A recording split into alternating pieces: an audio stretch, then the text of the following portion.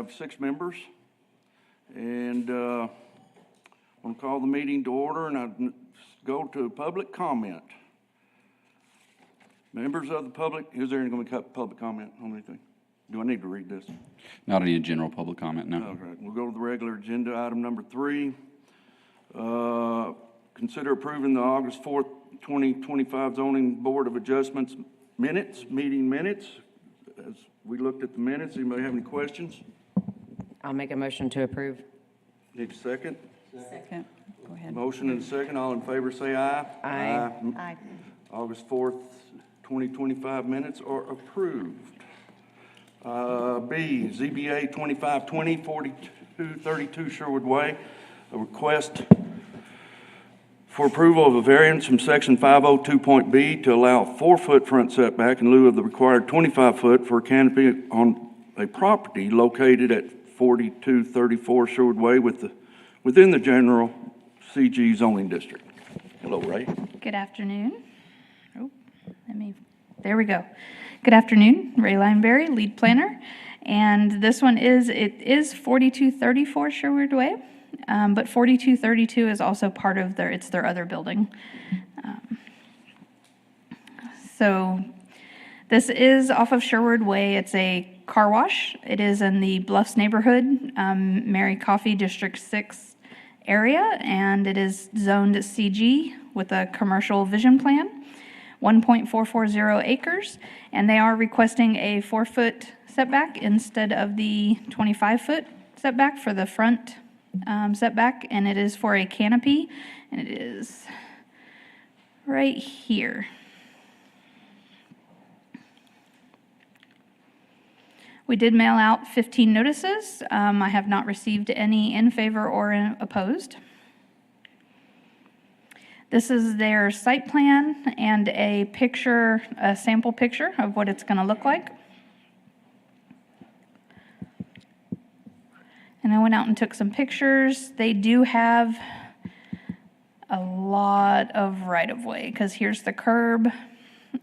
So you notice it is about a 41 foot from curb to the property line. And then they are looking for 4 more feet, so it would be a total of 45 feet. Is he gonna go basically where those wires are? The Highline wires, that far out? Correct, yeah, it's about. So some of our analysis, we looked at, again, it is a 41 foot right-of-way. That is a rather large right-of-way. TxDOT did not have a problem with this request as long as they didn't encroach into their right-of-way, which it won't.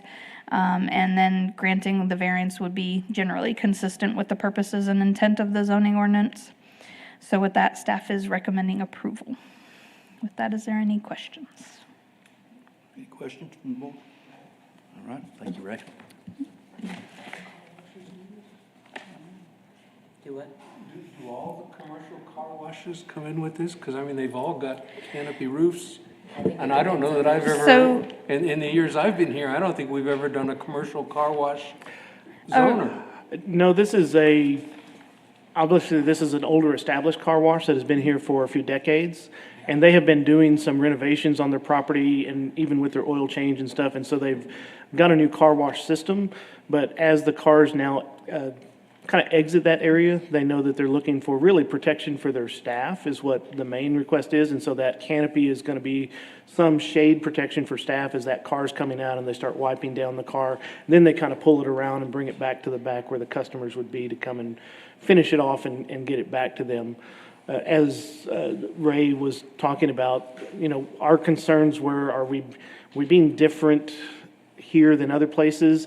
Again, we have an excessive amount of right-of-way, and it's really because you see those AEP overhead lines. It's a major line system there, but that's actually in the right-of-way. There are easements in the right-of-way.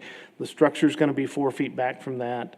And so even how they have it designed, the poles are not even that far out. It's got some room. You can see there on the right where the pickup is coming out, how they have it designed. They've taken a lot of consideration of how to make this work for that property. And so we think it fits in with the nature of a commercial property because a lot of times those are different than residential.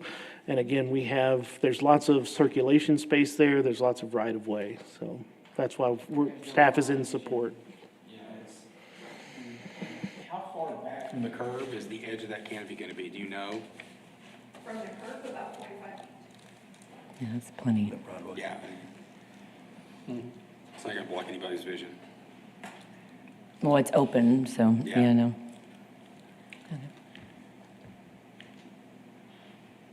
Any more questions? I'm gonna ask for a motion. I'll make a motion to approve as presented. No, we need public comment. Any public comment? If you have questions for a representative, they're here. I'm sorry. If you have questions for the For applicant. the applicant, then they can answer them. But Oh, okay. Any questions? I don't have any questions. Okay, I'm gonna ask for a motion. So close public comment. Close public comment. Yeah. And I'll make a motion to approve as presented. Second. Have a motion. It's Friday. He's ready to get it on. Have a motion and a second. Any more discussion from the board before we go for the vote? All right, there being none, let's have a vote. All in favor, say aye. Aye. Any opposed? Motion carries 6-0. Let's see, where we see, item C, ZBA 25-21-216 West 36th Street. Request for approval of variance from section 501A to allow 15-foot front setback, a 22-foot setback, and a 10-foot front setback on one side of a double frontage lot in lieu of the required 25-foot front setbacks for properties at the corner of West 36th Street and Grape Creek Road within single-family residential RS1 zoning district. Hello, Austin. Thank you. Austin Reed, Senior Planner. This one comes to you out of the Riverside neighborhood. It is District Number 2, Joe Self's district. The zoning here is entirely RS1. The vision plan has it as neighborhood, and it's a little over half an acre. This next part will differ a little bit from what you just read and what was on your staff reports because we did work with the applicant to try and lessen some of those variances. And so what we're asking for today is approval of a 19-foot, a 21-foot, and then a 15-foot front setback in lieu of all those 25 feet requirements. We sent out 12 notices on this, did not receive any responses as far as I'm aware. And this might help shine a little bit of light on those variances. So it's a little hard to see, but you can see the house outlines along with the setbacks. This top one will be 19 feet off of Grape Creek. The one below that is 21 feet off of Grape Creek. And then those bottom two come back to 25 feet off of Grape Creek. That bottom lot, however, is a true double frontage lot, so the requirement is 25 feet off of 36th Street, but they are asking for 15 feet instead. 15. So as you get closer to that intersection, the houses are kind of starting to pull away. So under our analysis, obviously this is one property. It's currently being subdivided into 4 different lots. These properties are located within our city's designated infill area, so we think that maximization of this space would really be in the community's best interest for availability of housing. These do also have an adequate amount of right-of-way. I think it has at least 10 feet on either side, and a safe visual clearance, as I just talked about, on the corner will be maintained. So with that, we are recommending approval of the variances that we discussed today. Do you guys have any questions? Any questions? So lot number 2 and 3 are 25-foot setbacks, which is another 21. Yes, so the top Okay. one will be the 19, the one below that is 21, and then those Then you have bottom two. 25 and 20. Okay. Yeah, they come It's to on the 25 side. feet, but then the double frontage one is requiring a 15-foot one off of Right. 36th Street. Okay, thank you. The corner lot there, the garage is gonna be where it's shown. Mm-hmm. They're not gonna flip it, line of sight stuff. So the driveway, are they going to exit onto Great Creek? Is that where their driveways are going to? That is correct. Diane? Yes, sir. Any more questions? That what you have marked as lot 2 is empty? As lot, yeah, that's not within today's That's not with- consideration, yeah.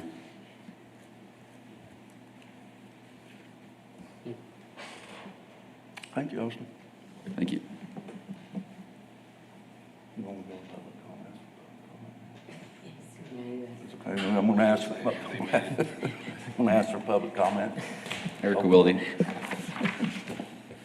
It's me, Erica Wilde, Wilde Engineering and Surveying.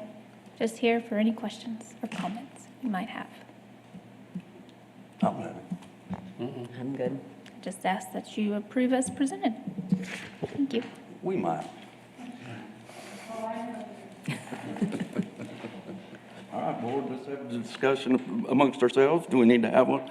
Or just go right, I'm gonna close public comment. All right. Baby steps, baby steps. It's been a while since we've been up here. All right, public comment is now closed. Board, we do need to discuss it, go to a motion. I'll make a motion to approve as directed, as written. I'll second. I have a motion to approve in a second. Any more comment before we go to the vote? Can't get my bees out today. Vote. Just as sort of a comment on the end, will y'all fill in the proper measurements on the minutes for the meeting? Since our agenda has the wrong, Yeah, Yes. this is not that. Right, we'll make sure that's reflected. It was allowed because that's a lesser variance than what they originally requested and was advertised for, so, but those will be reflected in the minutes for sure. okay. In that case, my motion stands. Okay, we have a motion and a second. Second stands. Second stands. We need a third stand. Let's go to the vote. All in favor, say aye. Aye. Any opposed? Motion carries 6-0. Where are we here? D. ZBA 25-22, 351 East 47th Street. A request for approval of a variance from section 501.8 to allow 15-foot front setback along Travis Street and a 5-foot front setback along East 47th Street for property at 351 East 47th Street within the single-family residential RS1 zoning district. Thank you, sir. Austin. Austin Reed, Senior Planner again. This one will be very similar to the last, same kind of situation. It has the same applicant as well. This one is in the Lakeview neighborhood, District Number 2, again, Joe Sells District. Zoning here is entirely RS1. The vision plan is neighborhood, and it's about 0.46 acres. Again, we have a request for approval of 19-foot setbacks along Travis Street and a 6-foot front setback along East 47th Street in lieu of those 25-foot setbacks. Mailed out 19 notices, did not receive any in favor, received one who was opposed from across the street. They did not list any sort of reasoning. So here's a look at that concept plan to give you a better idea of what's going on. As you can see, all 4 houses are very similar. It's again being subdivided into 4 lots, and they are each sitting at about 19 feet, a little more than 19 feet off of Travis Street. That top lot, however, is again a true double frontage lot because it doesn't have an alleyway behind it. So the requirement is 25 feet off of 47th Street. They are asking for that 6 feet.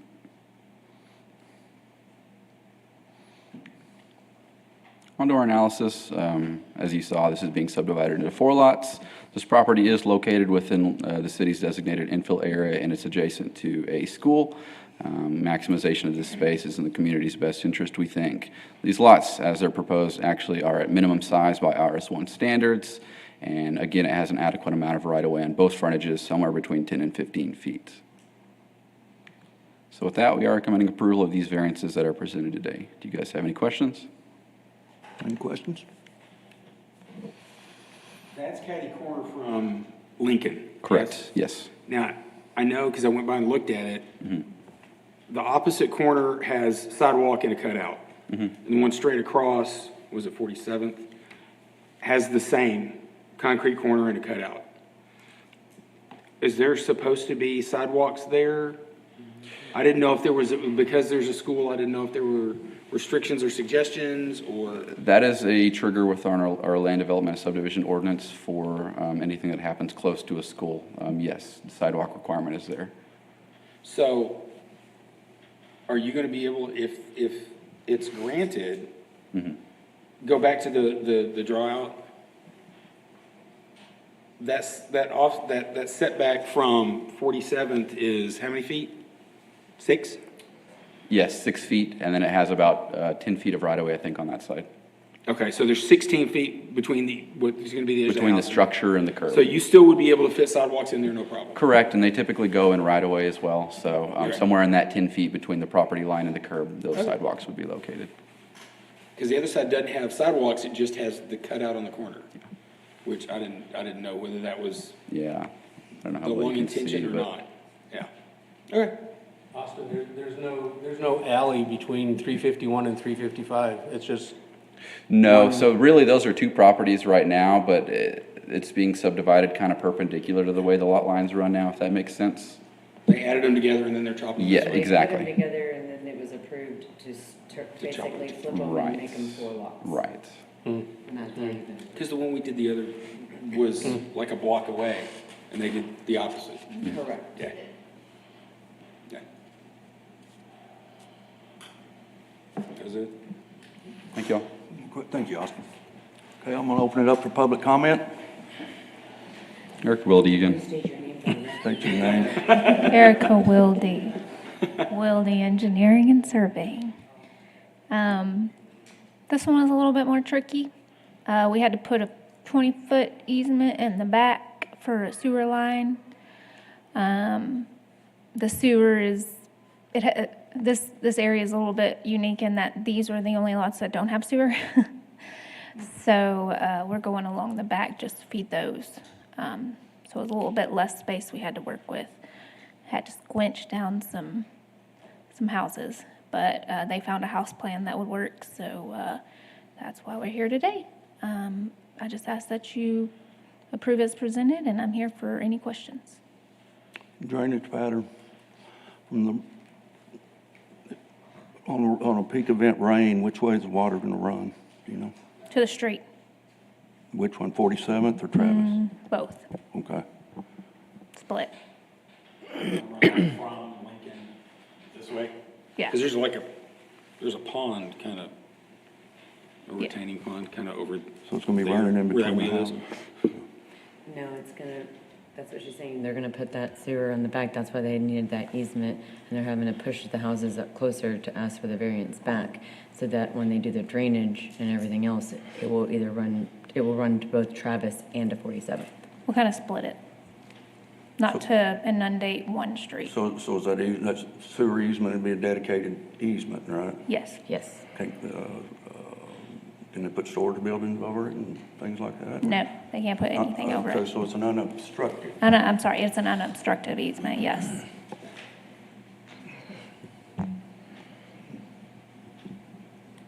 And it's a drainage way also? It'll be a drainage way also, it'll drain the stormwater also. Yes. Part of it. How are you gonna word it on the plat? What do you On mean? the easement? I mean, what will your wording say, just sewer easement, utility easement? It says drainage and utility Does easement. it say drainage on it? Yes. Okay, unobstructed. Good. And that plat's already been adopted by Planning Commission, so, Put the word drainage on it. And it had to say drainage. yeah, it's, Good. Yeah. these properties don't trigger our stormwater detention requirements or stormwater because it's smaller than 1 acre. But We they do still- still take into account to that we on still their have to do site to that. slope it correctly. And so Did this area flood July 4th? that I do not know. Do you know? I'm sure Travis and 47th had water in it Yeah, it had water in it. We still have to look at that. because they're still significantly lower than some of that land. The land is Yeah. a little higher than that, but Even if the city doesn't require it, we still have to look at yeah. that. What, 15 inches above the curb? So there's an alleyway that Finish runs horizontal in that picture? Correct. Yes. So the easement will tee into that alleyway and it'll. Yes, Yes. Yep. Good. Thank you. yes. Any more public comment? Come on now. There being none, I'm gonna close public comment.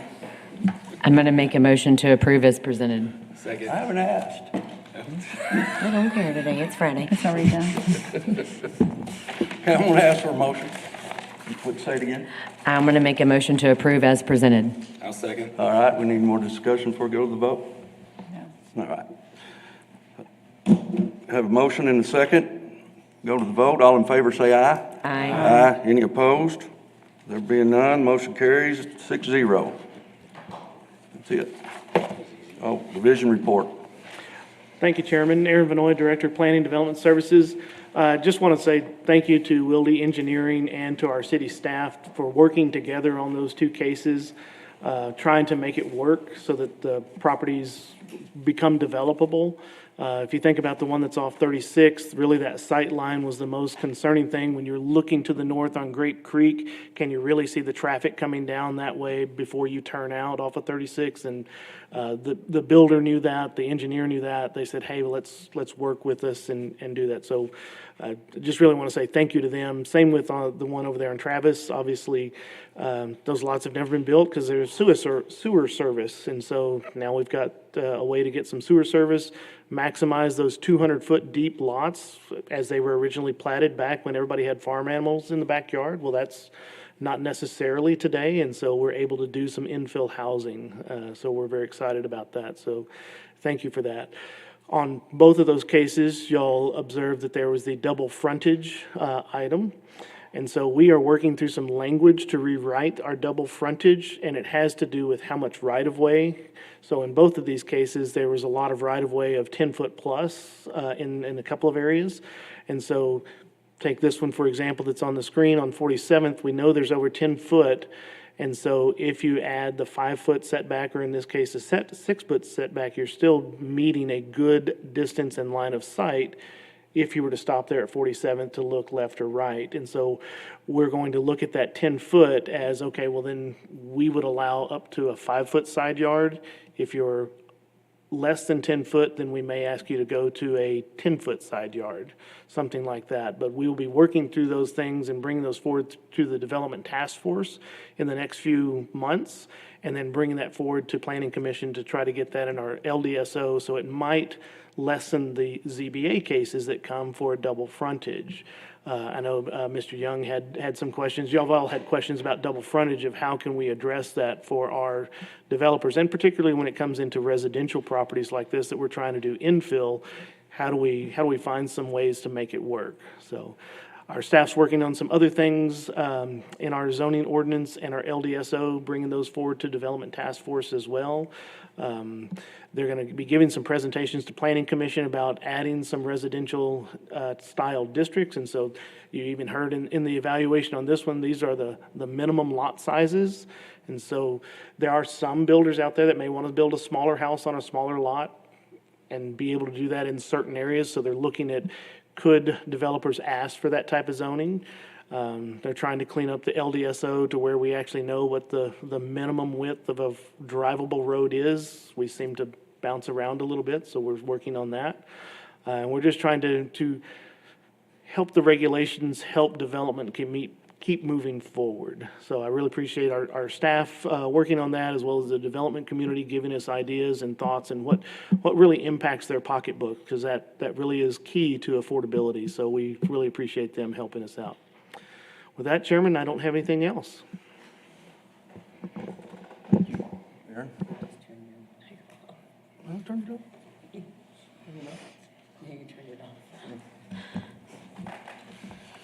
up. Sounds like some common sense stuff being worked around. You can get to the sense part of it.